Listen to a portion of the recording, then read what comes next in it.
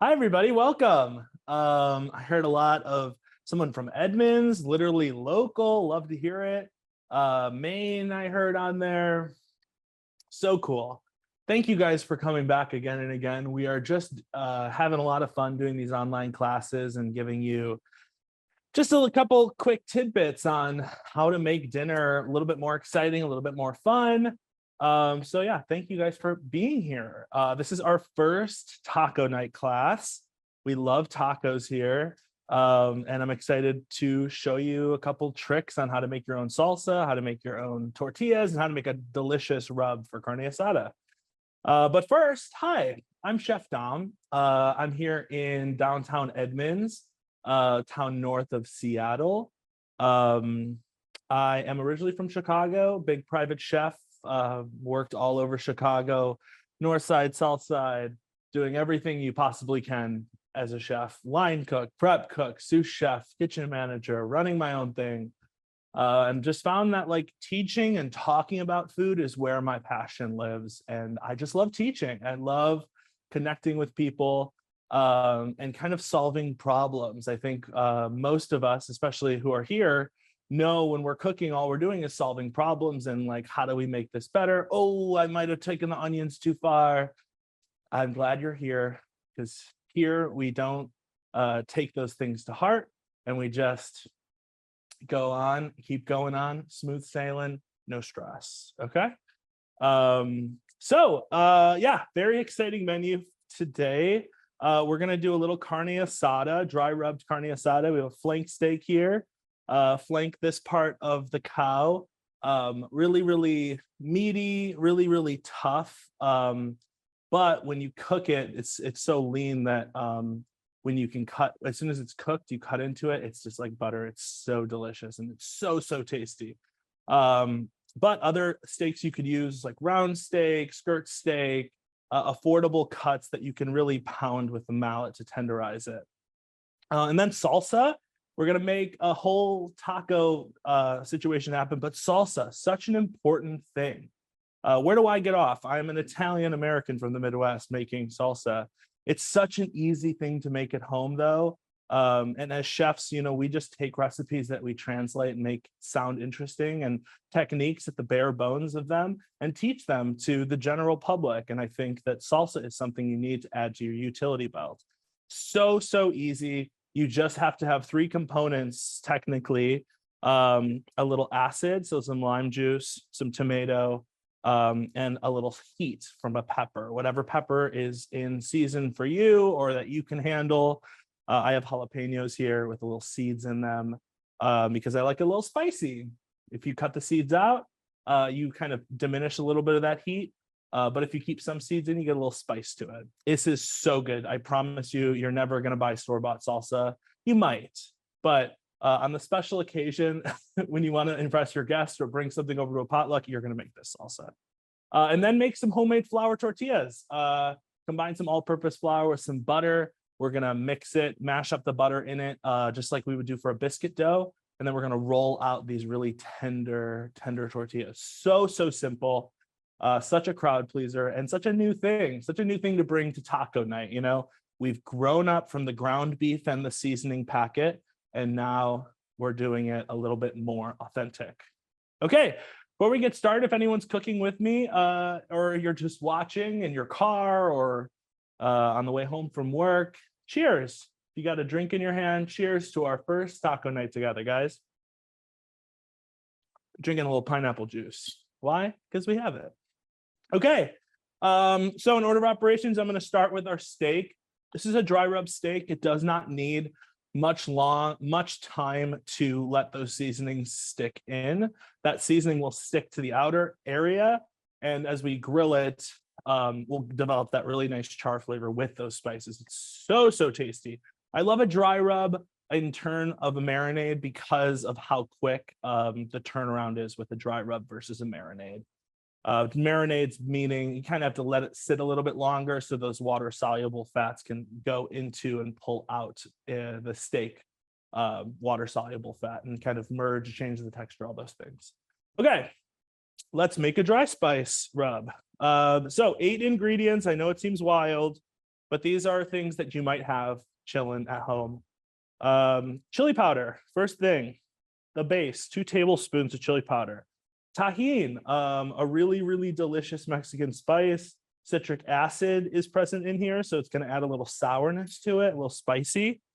A little oregano. This is Mexican oregano. Mexican oregano is just going to be a little bit bigger than regular traditional Greek oregano. And it's going to have more of a mintier flavor. It's really nice. Next up, about 1 teaspoon of onion powder, a teaspoon of garlic powder, the classics. You can't go wrong with those. And then cumin and coriander. So just a little bit of cumin, a teaspoon, not too much. And then just a pinch of coriander. Cumin obviously gives us that familial taco flavor with that really strong pungent aroma. And then coriander is the seed of cilantro. So it's just kind of a milder, sweeter herb that pairs so well with cumin. Okay, and then some crushed black pepper. And I'm going to mix it with my hands. Just a quick mix. Love it. Looks gorge. And then I'm going to take my steak down here. And first, I'm going to season it with some salt. On the recipe, it says to use celery salt. You can totally use celery salt. It adds a little bit of flavor, but I kind of like to salt things before I add the spice, just so I know that what I'm eating has salt. At the very least, your meat needs to be salted. The spices are just bonus. Okay, so I'm gonna just sprinkle on our seasoning here. The best bet we get for this seasoning, we make a whole lot of it and then we just save it as like carne asada rub. Boom. Classic recipe you can have on hand whenever you need it. Pretty liberal seasoning. One side, I'm gonna flip it over. Is anyone cooking with me today? Any cooks in the kitchen? If so, what are you making? Are you making this carne asada? Are you making ground beef? Or what is everyone's favorite taco filling? Is it carne asada? Is it ground beef? Is it chicken? Is it fish? I'm a beef man. I love making extra of this dry rub just because you have it. Oh, exactly. That's what I mean. Like, I just love recipes where you can tell me what to do to make a good blend of spices that will taste really good for taco night and just store it in the pantry for whenever I need it. You know, we're grown up now. We don't need that. We don't need that shaky spice seasoning that comes in a little packet that God knows what's inside there. We're grown-ups. We're making our own spice blend. Okay, so now I'm gonna just let this aside, let this sit. Best thing for dry rubs is to at least let them sit on there for about a half hour before cooking. It just helps everything stick better to the meat as those water molecules kind of pull out with all that salt. Oh, I forgot to salt my other side of the meat. Just gonna go do that off cam. Maybe I'm on cam right now. Oh, let's hi see. guys, You I are, am. yes, you are on camera. And let's see, Look at me. Elizabeth, it says she likes al pastor or birria. Oh, Yeah, and Elizabeth. Kelly says she is cooking with you. Kelly, yes, awesome. Okay, great. Well, Kelly, this is the easy part we're going through right now. I love birria and I love al pastor. I would say birria is just like so delicious, amazing. God's gift, really. Okay, salsa. How easy is this? All I'm doing is I cut up some tomatoes right in half. I'm literally putting them on a parchment lined sheet tray with some onion. You don't have to do all the onion. It's very traditional to just do a little bit of onion. But really spread out those vegetables so that they get an even cook, especially when we're roasting it. I got my oven set to conventional broil. It's really easy to just put it on broil and put this on the top rack. Yeah, I like onions in here. It tastes so good. Oh my gosh. Kelly, you're gonna have to give me a live reaction of how the salsa tastes when you're done with it. Okay, onion. I'm gonna add some garlic. I'm Italian, can't help myself. Garlic adds just a little bit more flavor to the salsa and kind of changes the way it tastes. Oh, I can already taste it. I'm just drooling. Okay, next, some vegetable oil, little drizz. Make sure those vegetables are coated, and then a little bit of cumin, just a tiny bit, sprinkle. We don't need our food to taste overly spiced. We want to really highlight these fresh veggies. All right, Chef, last but not least, some salt. Go ahead, I have a Sarah. quick question. So Yeah, why okay to use olive oil here or no, because it would add a little bit of flavor? that's a great question. So totally okay to use olive oil. You can just see though, our olive oil, maybe you can't see. Oh yeah. Oh yeah, there we go. So you can see our olive oil here is a little bit darker than our vegetable oil, which means that it has quite a bit, it hasn't been filtered enough where it has a lot of flavor to it. So you will absolutely taste a little bit of that in the back end when you are eating this. So if you are a light olive oil person and your olive oil looks similarly to the vegetable oil, go for it. But I just like to use vegetable oil. The two oils I like to have on hand, vegetable oil, olive oil. One for flavoring, one for just all-purpose cooking. Okay, I'm gonna give this a toss with my hands. Important to do this, don't just drizzle on the oil and let it go. You really want the oil to cover every area so we can get as much caramelizing as possible. See, I'm kind of a baby mouth. I only kept a little bit of seeds in there. I'm not too big on spicy, but I do love it. Oh, it's so good. Okay, we're throwing it in the oven. Kelly, you with me? I've got a quick question here from Elizabeth, wondering Okay. about canola or grapeseed oil or any neutral oil. Um, Canola, grapeseed, or any neutral oil. Yes. The question is, what do I think of those? It's just a general question. I wonder if she Okay. can use those, or does it have to be vegetable Oh, oil? yes, you can totally use it. So at the end of the day, it's about what has a flavor to it. And I would say the only real flavored olive oil, besides sesame oil, which is a different vibe, is olive oil. So I think you can go with your grapeseed, you can go with your canola. Those are very mild flavors. But good question. Okay, my salsa's in the oven. On the top rack on broil. This will only take 15 minutes. We'll pull it out and we'll blitz it with some cilantro and lime juice. Easiest thing ever. I've been gifting this for Christmas and people love it. Like, who knew? Who knew people don't get really good salsa in their life? Oh my I'm gosh, shocked. fresh salsa. What could be better? Right. Okay, so we're gonna make our flour tortilla dough. So we have 2 3/4 cup of flour. We have a little pinch of salt. I'm gonna add 5 tablespoons of butter, just in cubes. And then what I'm gonna do is I'm gonna mix this butter into the flour.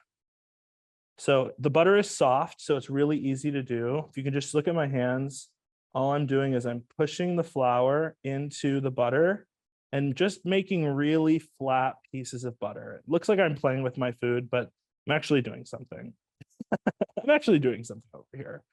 So all I'm gonna do, just using my fingertips, is continue to search for that butter in the flour mixture until that butter has become tiny, tiny little granules in the flour, and your flour is going to end up looking like a little bit of heavier sand. And this is just to create a really, really flaky tortilla. So that butter will release inside as it's cooking, and it will release these nice big pockets of air into the flour tortilla. So if we're lucky, we'll get a little bit of a bubble forming in our tortilla. That way we know that we have a really nice thin tortilla and we're getting a very tender inside. Ooh, yummy, yummy. Okay, just about done with this. I can only feel just a couple big blocks. Just kind of tossing this to make it all look the same. Don't worry about making a mess. Anytime you're working with flour, you're going to make a mess. Just going to have to let it go. Let it go. Okay. Next, we'll throw in some water. This is some warm water. This one will help kind of melt the butter, but also it'll just help the flour hydrate faster. With any dough, the flour and water need to be friends together. And that usually happens by letting the flour and water sit for a little bit. That's why when you make most doughs, breads, pie dough, biscuit dough, you have to let it rest because you want to make sure every ounce of flour gets hydrated with water. Okay, this is looking good. I didn't add all my water. I'm going to add a little bit more just to get the rest of this up. And what should that kind of dough feel like by the time we're done and ready? Ooh, yeah, it's a good question. So it should feel pliable. It shouldn't stick to your hands. It should feel really soft like Play-Doh. Oh, I could smell the salsa. So what you're gonna do after you get it all together in a ball form, we'll sprinkle down some flour. Any of those tacky parts will just kind of soak up with some extra flour. And now basically we're working with dough. You can let this sit and rest because we are making some tortillas today. With y'all, we're going to go right into it. So I'm going to try and make an even-ish rectangle. Wash my hands really quick. The rectangle is just easy as a chef to just kind of eyeball and cut equal pieces out of it. So we get equal pieces of tortilla, equal tortillas. So I'm going to cut it down directly in half again. And then I'm going to do it in threes. This makes 12 tortillas. Look at that. A little chunkier on the edges. What I'm going to do is I'm going to form these into balls. Just little rough guys. The more you work this dough, the more you have to let it rest. So I'm kind of strategically making rougher tortilla balls so that I can roll them out. That is a great tip. That is a great tip. Yeah. Classic thing that happens, with pizza dough. You say you're rolling pizza dough and there's a hole in it. You want to restart. You're rolling it again. But when you're rolling it this time, it's kind of snapping back and it's pulling back. And you're like, what the hell am I doing? It's just gluten saying, hello, I'm here. You just have to make sure that that gluten rests. So you get a smoother product. Whew. Okay. Our salsa is going. Smoking. Okay. Even-ish balls. Even-ish. It's okay. You don't got to be perfect. It's rustic. We'll start rustic. Exactly. She knows my slogan. Okay. So we're going to take a ball. We're going to take a little flour tortilla, or a little flour. We're going to form it into kind of a rough-ish circle. And now I'm going to show you this trick for rolling it. So we're using a rolling pin. Not everyone has a tortilla press, and it's not as easy with a tortilla press. But what we're going to do is we're going to start in the middle. We're going to roll out evenly, and then we're going to roll back. So we want to create a nice, even surface with, oh, my salsa is yelling at me in the oven. And then we're going to turn it 90 degrees, and then we're going to go up and back. And we're going to keep doing this until we have the desired tortilla size. And this is also how you keep things round. You keep it moving, one, so it doesn't stick, but also two, because as that gluten snaps back, when I move it up and around, it will continue to it will continue to stretch and stay round, which is important. Okay, a little big size tortilla, but what we want to be able to do is see, can you put it back to that hand? So you can see that you can kind of really see through this tortilla a bit with my hand. Wait, can we see my tattoo under it? No, we cannot. So you can roll it thinner. I like this. This is going to be a nice thick size. This is like a fully different vibe than any flour tortilla you've ever tasted before. I'm going to set my oven on fire. That's what I'm going to do. Okay. Wow, that parchment went crazy. Okay. So check it out. Looks wild. Looks like we burnt a corner of the parchment. We got nice charred onions in here. Nice char on top of our tomatoes. We didn't screw up here. This is what we want. Have you ever heard of fire roasted tomato salsa? That's what this baby is. Okay. I'm going to turn on my comal. Another new thing we're using here. So comal is a really, really thin piece of metal, allowing for heat to really easily penetrate through. It's a very classic cooking technique used in Mexico, similar to what a paella pan would be. But we're just going to throw down our tortilla on the comal, a little light grease, a little olive oil or a little vegetable oil I rubbed all over it, just to prevent sticking. But you'll watch this. So it's about 30 to 60 seconds on one side, depending on how high the heat is. But look at it. Are you watching? Are you dying? It's amazing. And just to note, you can actually use just a non-stick saute pan or a flat top here if you don't have the fancy accoutrement. Totally. You want to use something that disperses heat evenly. So that's a cast iron, that's a non-stick skillet, something that disperses heat nice and even. All right, so I'm just kind of rolling. A general diameter that we're looking for. Oh, that's a good question. I wish I could bring my my tape measure out. Approximate. I would say like 6 inches, 6 to 7 inches is where I'm at with these. That's about what it looks kind like. Of my vision. Yeah. Yeah. All right. Flip. Oh, okay. Here's the time now. Now we're going to press it down a bit so it sticks to that. I'm going to turn on this heat. This oven. There we go. 2 heat sources going, baby. Oh my God, you guys. Okay. I'm going to keep rolling before I get too excited.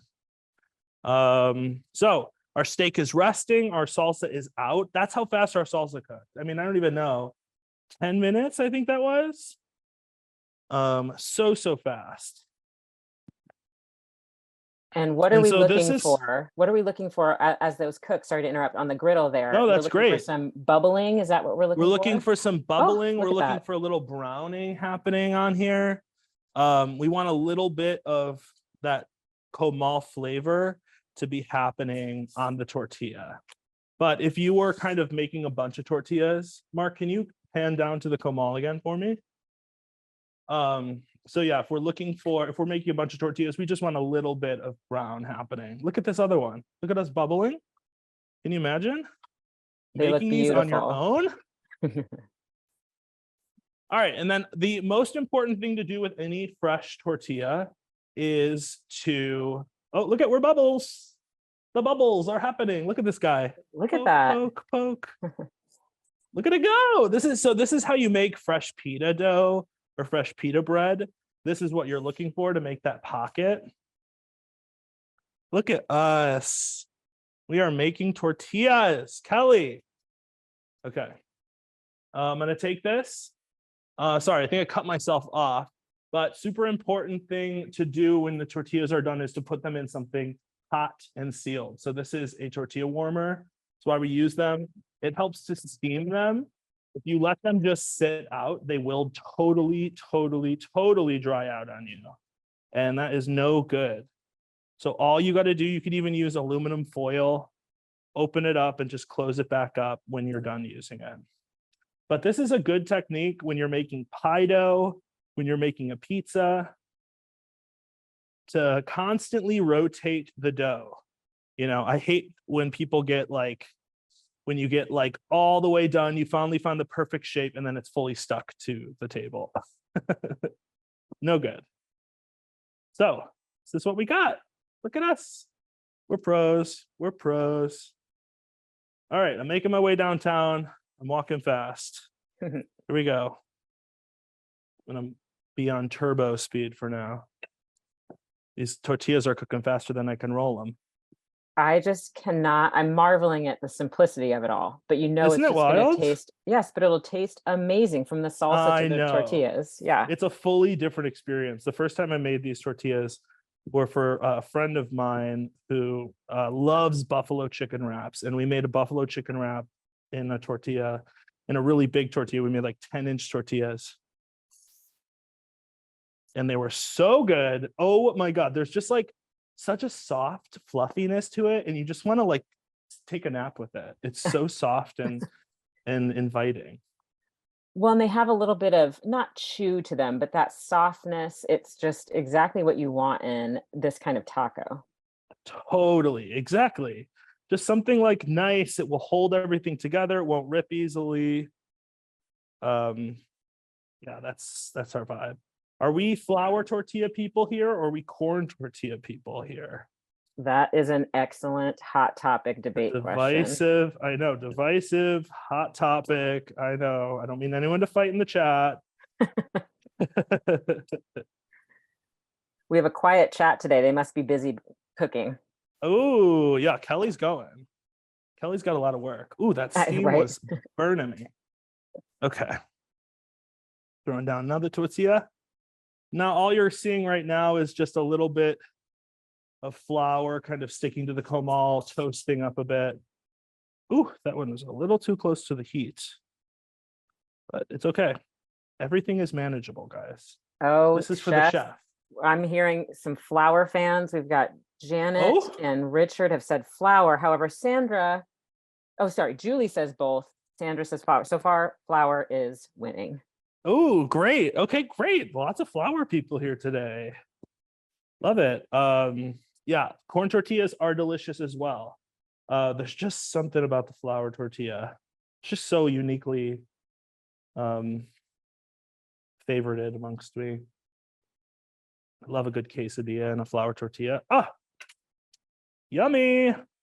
So yeah, whenever you're making stuff like this, anytime you're taking time to put labor of love into anything, always make a little extra, you know? Maybe you're not 12 people, but you love having some fresh tortillas on hand. This is where you're gonna go. That one's a little rustic, but it's still cute. How long will would these fresh tortillas last for? Like if I'm not making all 12? Good question. So if you're not eating all 12 tortillas and you want to store them in the fridge, they should last you about a week. You could put them in the freezer though, and they'll last you about a month. Yeah, I'm such a proponent of the freezer. I just love it. What an invention. People must have been like mind blown when the tortillas or when freezers were made. I could store anything in here, anything. I've got an update from Kelly. Kelly, how's it going? Well, the salsa is out of the oven. The tortillas are in the ball shape, and she is watching you and will then cook. Okay, love that. Love that. That's time management, Kelly. Exactly. You know what you're doing. Okay, just a couple more. We've got a fan of 5. corn tortillas made with lard. Oh, yeah, that's a very classic way of making tortillas. A little lard in there. Where are we at right now? Okay, we're at the 30-minute mark. I am going to start our steak in about 5 minutes. I'm going to let these tortillas do their thing, have their fun time. Nice. Yes, tortillas, corn tortillas are made with lard. So are flour. You can use flour tortillas with lard as well. It's just not, I think people like the word Crisco more than they like the word lard. And you know what? Use some Crisco. But lard, if you got it, use it. Honestly, there's not a huge difference in flavor to me. It's all about using whatever fat you have. And butter is just so easily available to everybody. My go-to for sure. Oh, these tortillas, if you could just feel them. Kelly, when you make them, you're gonna make a pillow for it with all your tortillas. You're gonna go to bed with them. You're gonna make a pillowcase out of the tortilla. And now I have another question for you. So you initially put down a little bit of oil onto that the sheet. Is there any need to continue doing that over the course of cooking these? No, that's a great question, but no, you do not. It's just kind of the preemptive thing to do, especially with anything made from iron, because it will rust pretty ugly. But yeah, it's just kind of like the preemptive thing to do to make sure that your tortillas won't stick. It's not something that will make or break your tortillas if you don't do it. So if you're using just like a quick, easy saute pan, that's definitely something you don't have to do. You can skip the oil. It's just this particular type of equipment I want to make sure is got it. Whoop, baby. Oh, baby. Okay, I had to spin. Happy dance, happy dance. Happy dance, indeed. All right, turn this to the side. A little back and forth. Pick it up. It's when you get a little sloppy with them because you're like, oh, I just want to eat them. I don't want to make them anymore. This is why you get people to help you in the kitchen. Strategic. Many hands, as they say, make for light work. Oh, you got the quotes. Love that. All right. It's getting a little hot behind the comal. I broke out a sweat. It's okay. We're carrying on. Checking our tortillas. Gorgine. A little hot. Throw down another one. I'm gonna turn up my heat on this side. It doesn't seem like it's doing anything over there. These freaking burners. Okay. Oh, okay. So what's a staple of your taco night group that you can't do taco night without? Is it corn? Is it rice? Like serving with the tacos to accompany the tacos, what do you gotta have? Excellent question. Kevin here says, gotta have cilantro. Oh, you know it. Yep, I don't Julie, get it. Right? I know some people just are really adverse to cilantro. My sister is that way. She says it tastes like soap. I just cannot. I just need people to stop tasting cilantro flavored soaps. Let's see. So good, Kevin. It's so wild. Julie here says beans, Mary, guacamole, Elizabeth, rice and beans. Totally. Guacamole, love a little fresh avocado moment. Okay. Spatula. Yeah, I love cilantro. I will never understand people who do not love cilantro. We'll never vibe. Okay. I'm gonna turn my grill pan on, high heat, preheat that bad boy. Our steak is rested. I'm gonna finish up our last 3 tortillas. Maybe we could fit all of them on here. Are we crazy? Yes, we are. Okay. So really it's just a quick hiss, the tortilla on the other side when you've cooked the first side, because that steam, because it's so thin, it's actually cooking the other side. You're just flipping it for a little bit more of that caramelization that we know and love. And you'll see it starting to cook once you see that tortilla start to turn a little transparent. That's how we know we're doing good things. All right. Let's get our salsa in our little measuring cup here. And my goal is to get none of this extremely charred parchment that I didn't think through putting on a high heat burner.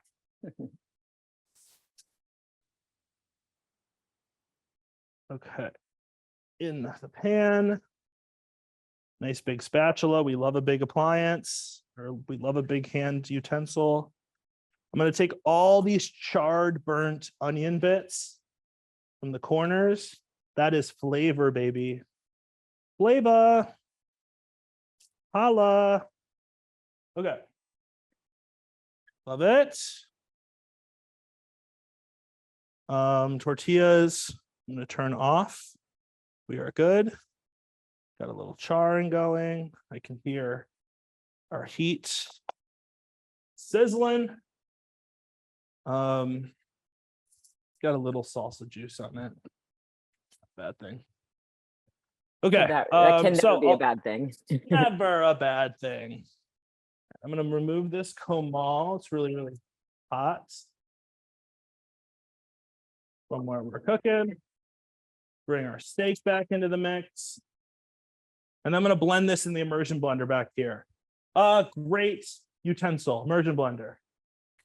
Zippity doo dah, zippity day. It's so easy. I'm not damaging a blender. Blenders just are so much work to clean. And you can't really get this like rough texture without using a food processor or an immersion blender.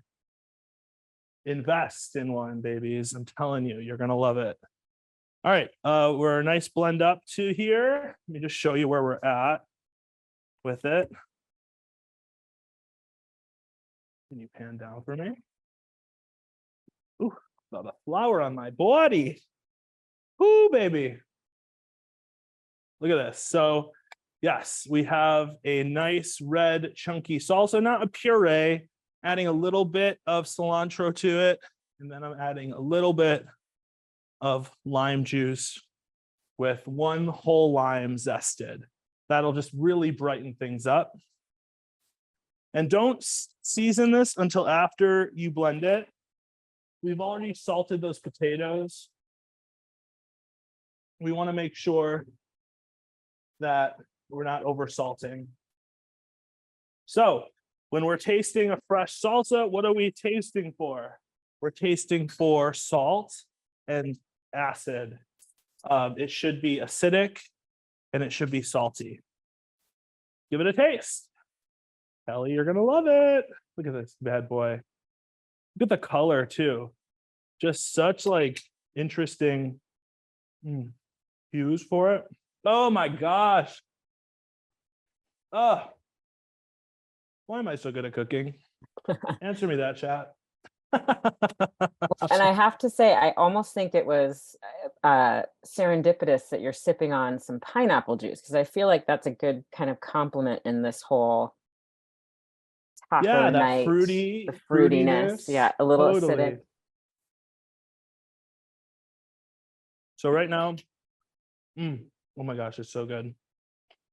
And add just a touch more salt because I'm nasty. And then I'm going to pour this in my serving bowl before I start the steak. Chef Dom, I've got an enthusiastic yum from Julie. Thanks, Julie. You got to make this. You're going to freaking love it. All right. We're smoking on the grill pan. I'm going to take my lovely rested flank steak right over it. And they heat up way up. Let me give some ASMR sizzling in there. I could hear it when you first put the meat down. You heard a quick sizzle. Okay. Good. You'll hear it again. All I'm doing is I'm really pressing this into a pan. So if you're doing this in the house, first of all, put your vent on. No smoke detectors, please. And second, Always, if you're doing it in a pan, make sure to kind of push this into the grates so that the grates will hold it and caramelize these bits up even more. Any loose seasoning you have on here, don't you dare waste that. A little bit on the steak, baby. Okay.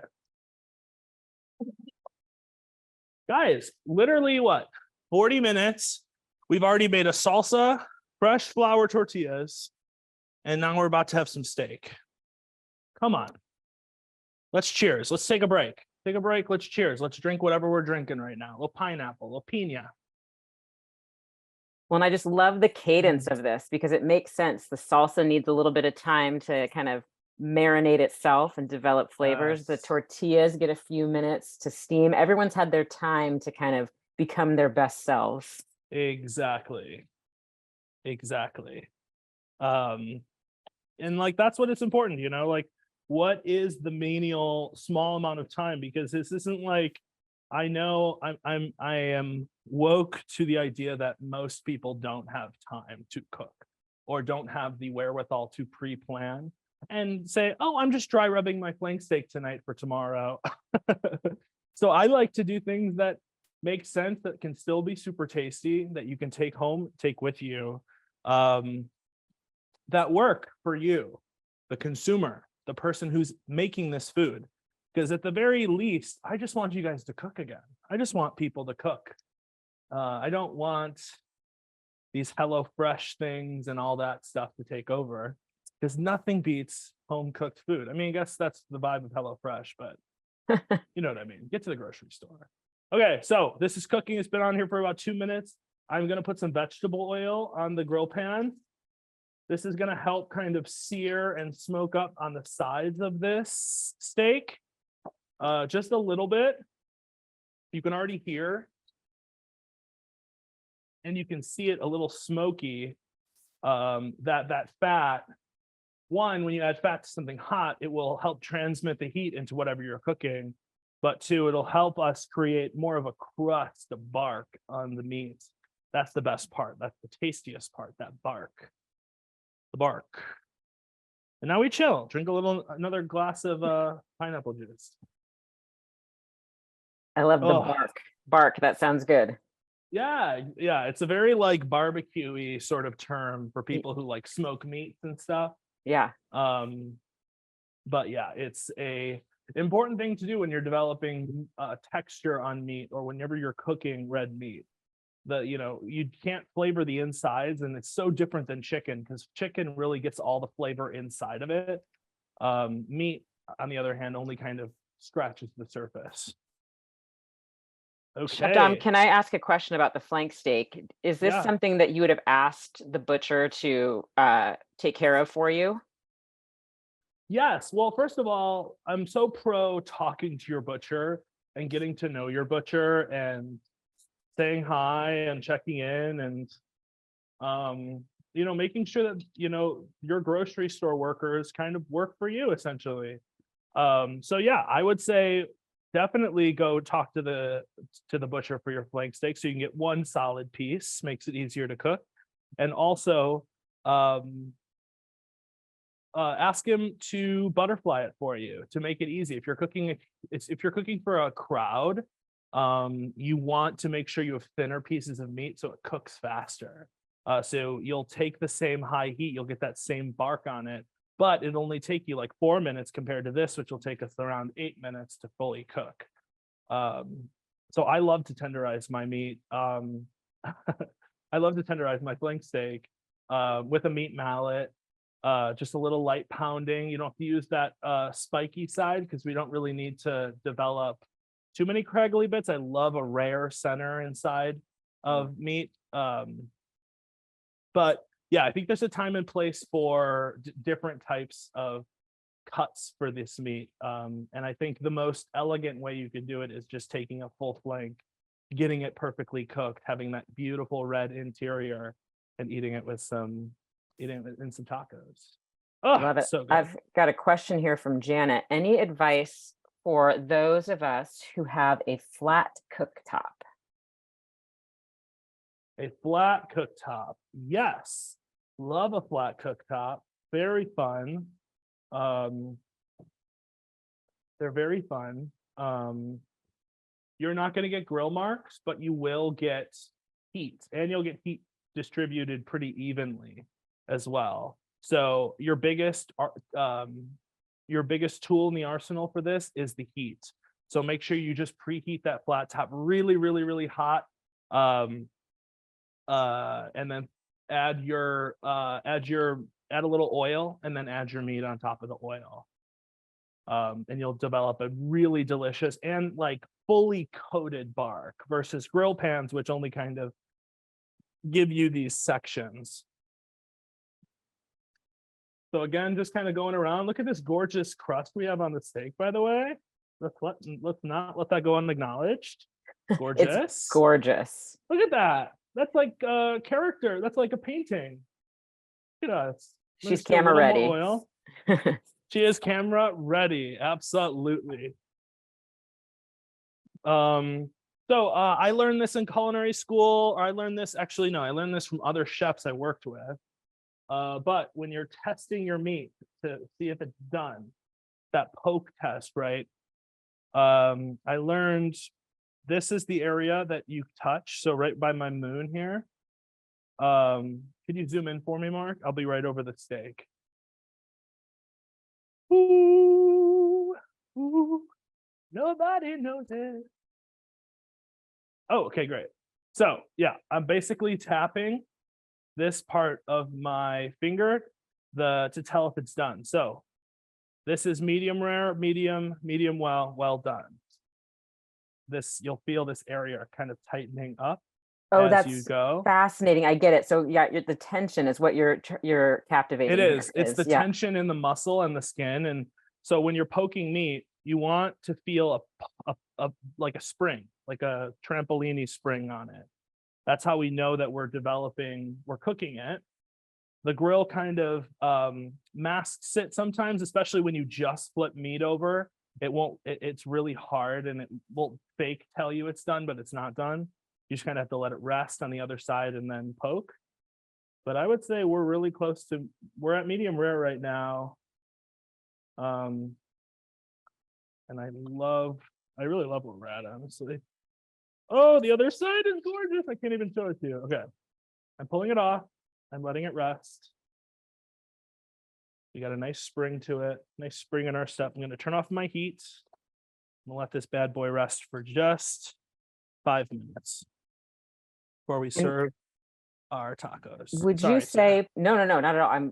Would you say you pull it off like moments before it's at the doneness that you want, because it will continue cooking a little bit and kind of achieve that?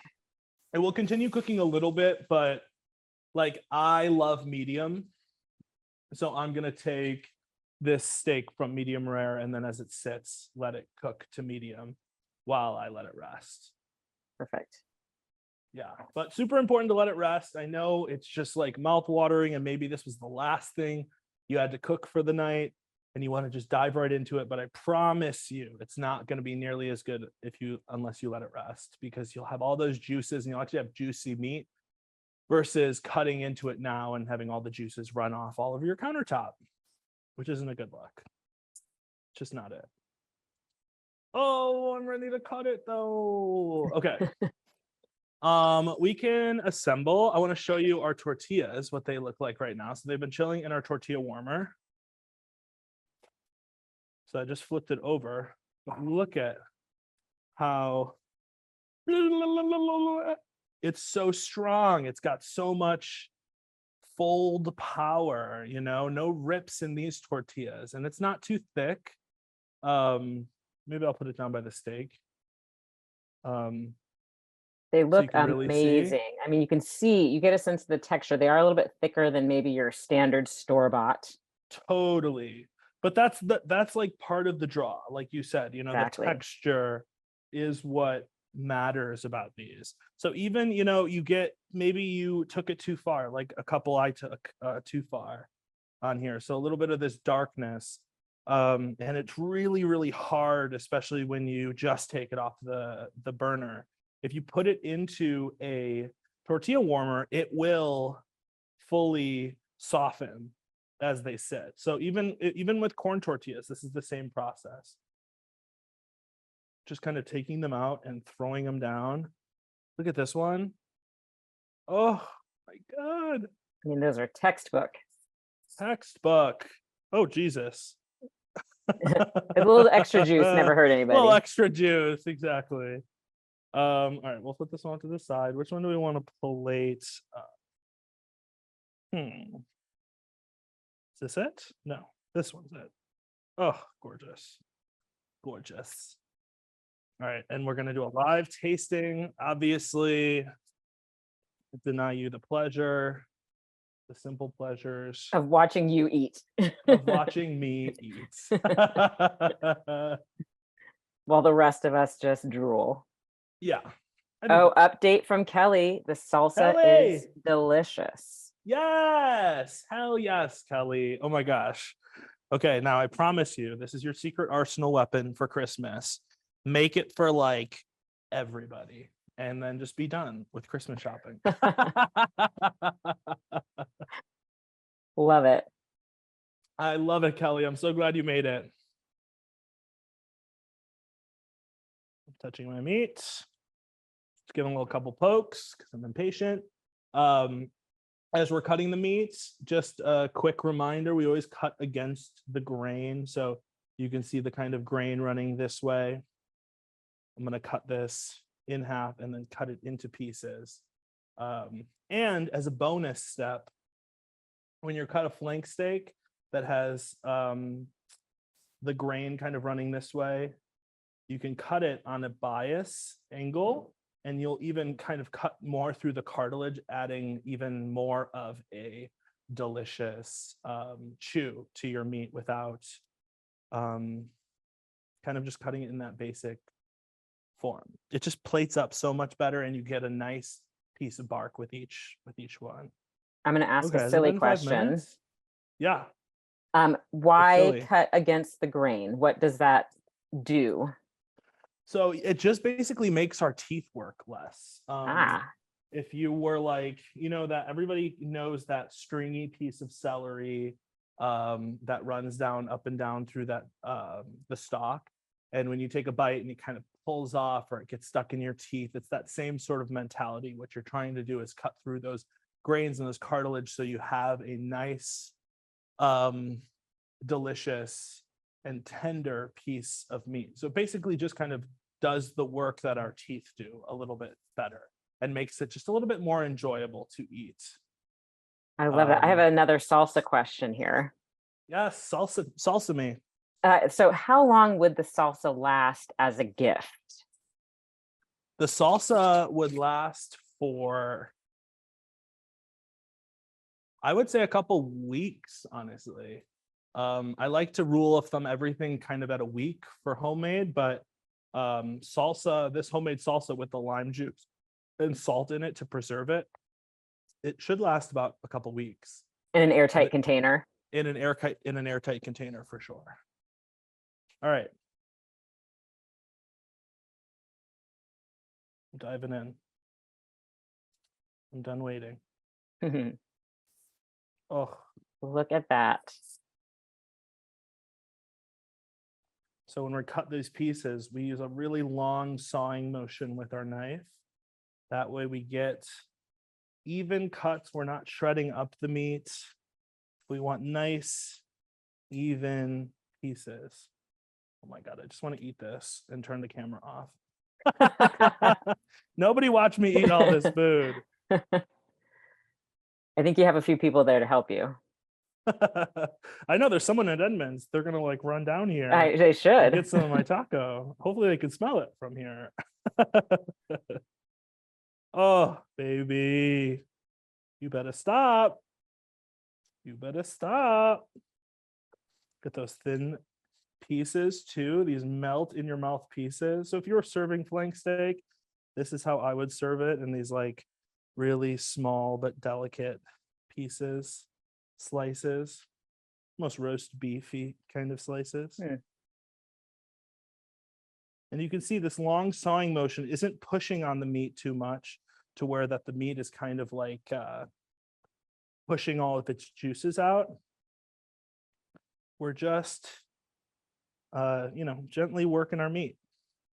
Gently work that meat, baby. Well, you see, you're working with it, not against it. Yeah. My God, Sarah, I love it. Okay. Oh, Jesus. You're going to watch me cut all the steak. That's right. All 2 pounds. Baby. Oh, man. Claudia's here, our local vegetarian, and she is drooling. I'm kidding. She's disgusted by it. Oh, baby. Oh, look at our pieces.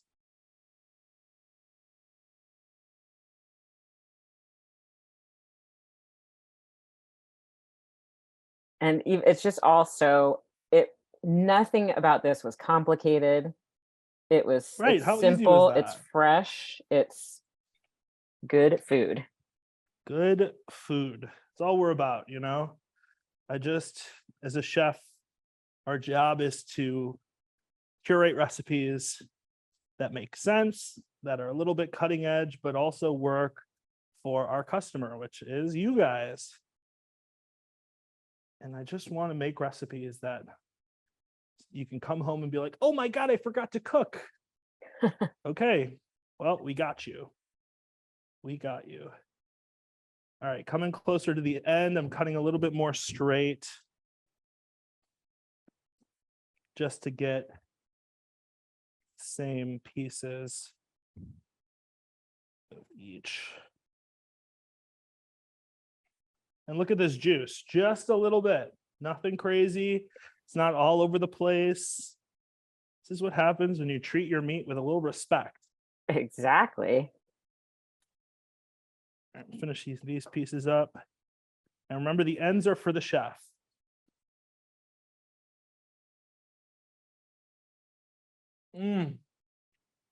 Oh. Yum. All right, let's build it.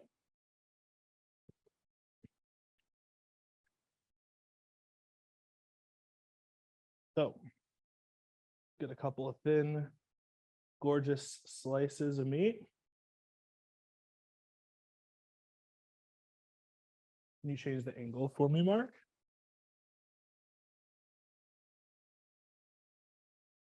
Baby. Look at that.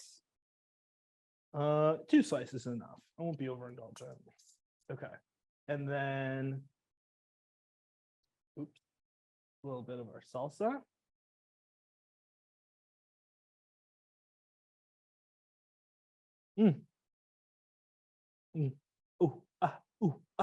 Okay, yummy. And then, of course, the cheese. It's a little cotija cheese. This is crumbly yet flavorful cheese. So it's not queso fresco. It's sheep's milk cheese. So it's a little got that feta funk to it, which is really nice. And then because we got Kevin in the chat, we're going to add in some fresh cilantro. Well, and I love how Sarah's sister cannot join. I know. I love how the cheese will also help kind of balance maybe a little bit of the heat that might be in that salsa. Yes, totally. Totally right on. All right. Look at the taco. Look at how beautiful. Oh, Gorgeous. baby. Are we going to get a close-up on me eating it? I'm going to wrap it a little bit. Oh, you are getting close up. Here we go.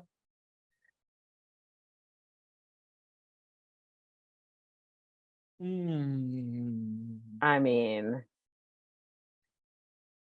oh my God. What does one do when you have such beautiful food to eat? You just keep eating it, I guess. You just keep eating it.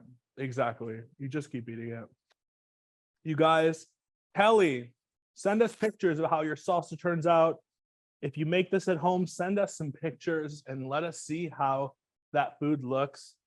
Thank you so much again. Guys, we spent an hour making tacos. I love it. Come on. So come back next week. We're doing another new menu. Check back in. We're going to start at 1 p.m. Pacific Standard Time. And that's 4 p.m. Eastern Time. So thank you to my staff for giving me that validation.